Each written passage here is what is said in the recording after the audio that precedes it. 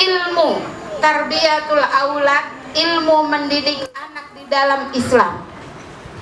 Usia 14 tahun sudah menjadi pemuda yang matang. Dia bilang kepada ayahnya, wahai ayahku, perlakukanlah perintah Allah. Insya Allah engkau akan mendapatiku termasuk orang-orang yang sabar. Ibu, bapak, ada yang tahu hikmahnya dari sini, Bu? Boleh? Nanti dapat door prize ya. Nah, kalau ada yang mau menyampaikan hikmahnya, silahkan. Hitung 3, 2, ya silahkan.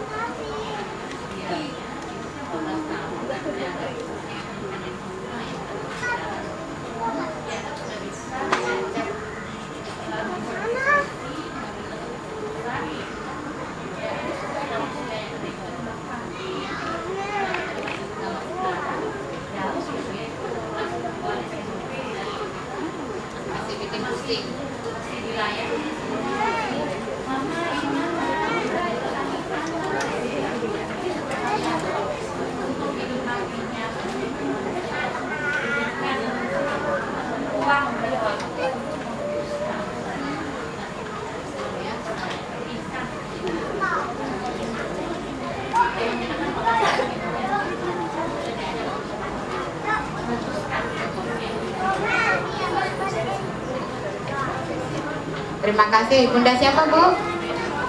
Ibu Nova ya.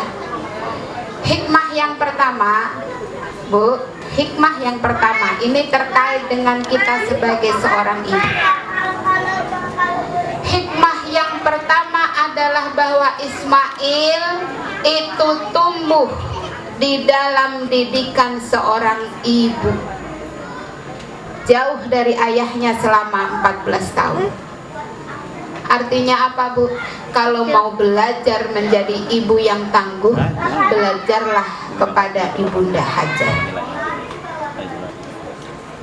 Bagaimana beliau menanamkan akidah, bagaimana beliau membangun karakter, bagaimana dia bisa menghasilkan anak yang solih, mendidik seorang anak menjadi anak yang solih. Contohlah keteguhan Ibunda Hajar. Keteguhannya seperti apa, Bu? Coba, Bu, ibu-ibu lagi ngelahirin, habis ngelahirin baru keluar nih, anak kita baru lahir, habis itu suaminya, kamu saya tinggal 10 tahun. Mau nggak, Bu? Masya Allah, Ibunda Hajar siap jadi istri itu jangan terlalu cengeng. Jadi seorang ibu jangan cengeng, ya. Ini kita introspeksi, Bu. Saya juga introspeksi. Apa kita ini terlalu lemah sebagai seorang ibu, sehingga anak kita yang seharusnya dia sudah memasuki, ya, usia kematangan, setelah 14 tahun itu harusnya sudah memasuki usia kematangan, kok belum matang-matang, masih mengkal, ya. Ini apakah karena kelemahan kita sebagai seorang ibu? Tawakalnya kita sudah seperti apa, Bu? Bu, berapa kali kita mendoakan anak kita? Dalam seminggu berapa kali kita nangis karena mendoakan anak?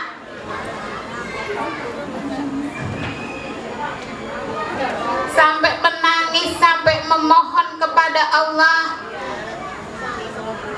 Karena ini untuk menjadi ibu yang tangguh tuh ada rumusnya, Bu. Satu ya, Bu ya. Sabar. Sabar itu, Bu, isbiru wasabiru warabitu. Ya. Allah perintahkan di dalam surah 3, surah Ali Imran ayat 200. Ini mau buat bapak, mau buat ibu sama aja. Judulnya sabar. Ya. Ketika Allah perintahkan di dalam ayat itu isbir. Isbir itu kan fi'il amr. Perintah. Sabarlah. Jadi itu perintah dari Allah Subhanahu wa taala. Kita diperintah untuk sabar. Ketika sudah diperintah untuk sabar, kita sudah sabar nggak cukup. Wasobir, dan bersabarlah. Artinya apa? Sabar saja nggak cukup, tapi harus ditambahkan lagi kesabaran. Kalau ibu, ya, kita bilang ke anak kita, nak, falyaqul khairan aw liyasmut. Kata Rasulullah, nak, katakanlah perkataan yang baik, atau kalau tidak bisa diam. Jangan ngomong yang kotor, jangan ngomong yang kasar, jangan teriak-teriak. Ya mah, saat itu ya mah, besok berantem lagi sama adiknya, keluar lagi kata-kata kasar. Ibu jangan langsung tepok. Kenapa? Berarti itu baru isbir aja, belum wasabiru. Oh iya, kemarin baru diomongin berapa kali. Diingatkan lagi, nak, kemarin bunda udah bilang apa? Nah, diingetin. Udah selesai. Besok lagi, begitu lagi. Apa kita harus jewer kupingnya? Nanti ada bu, ya, tahapan menghukum anak tuh ada. Jangan sembarangan menghukum anak. Tahapannya ada di dalam Islam. Di ayat itu ternyata isbiru wasobiru nggak selesai. Kalau sudah sabar, ya, terus anak sudah agak mendingan, udah agak baik, warabitu, apa? Bersiap siaga. Kenapa? Pasti Allah akan uji lagi dengan ujian yang baru. Ibunda Hajar diuji oleh Allah Subhanahu wa taala dengan lama tidak memiliki anak. Sabar. Setelah dikasih mengandung, ternyata ujiannya lebih berat. Dengan memiliki bayi, dia harus ditinggal di tempat tandus sendirian berdua dengan anaknya saja. Begitu anak tumbuh menjadi qurrata ayun, masya Allah, ujiannya lebih berat lagi, harus disembelih. Makanya orang tua itu harus berlipat-lipat, tidak ada batas kesabaran. Kita yang harus melatih terus kesabaran. Jadi ya bu ya, sabar itu terkait dengan ikhlas. Ya, kalau saya jewer anak, misalnya ya, karena kalau di dalam Islam, kalau menghukum anak, ya, itu salah satu metodenya adalah jewer kuping.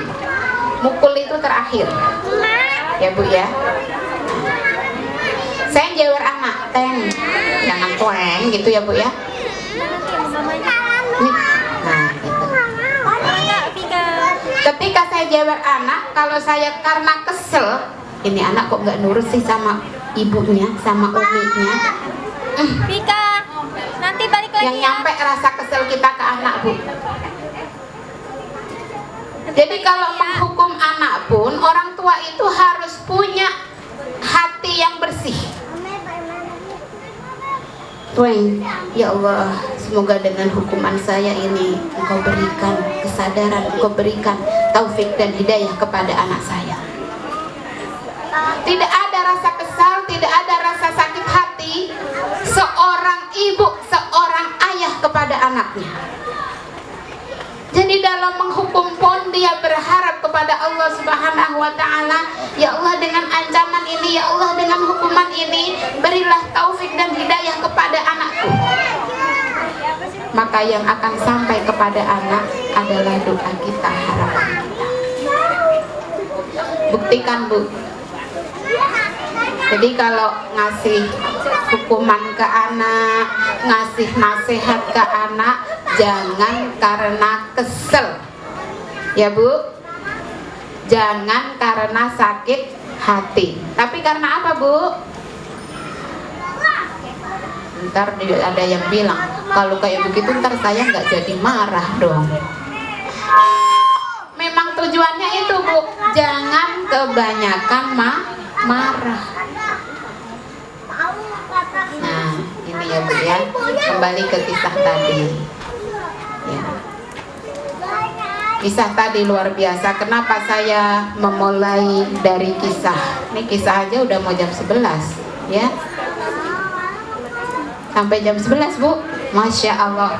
Jadi intinya kapan disampaikan ya Bu ya. Kenapa saya memulai dari kisah yang luar biasa keluarga Ibrahim alaihissalam.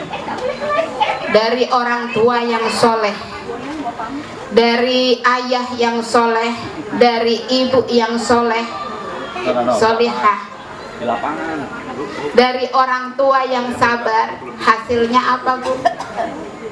Itu urusan Allah yang mengaruniakan balasan kepada orang tua yang sabar, orang tua yang tawakal. Balasannya mau tahu nggak Bu? 30 anaknya Nabi Ibrahim itu menjadi nabi. Insya Allah. Jadi kalau kita selalu berdoa, Rabbana hab lana min azwajina wa dhurriyyatina qurrata a'yun waj'alna lil muttaqina imama waj'alna lil muttaqina imama waj'alna lil muttaqina imama. Barengi dengan kemampuan kita yang baik di dalam mendidik anak, maka insya Allah anak kita nanti betul-betul akan menjadi imamul muttaqin. Apa Bu imamul muttaqin? Pemimpin bagi orang-orang yang bertakwa. Yakin Bu?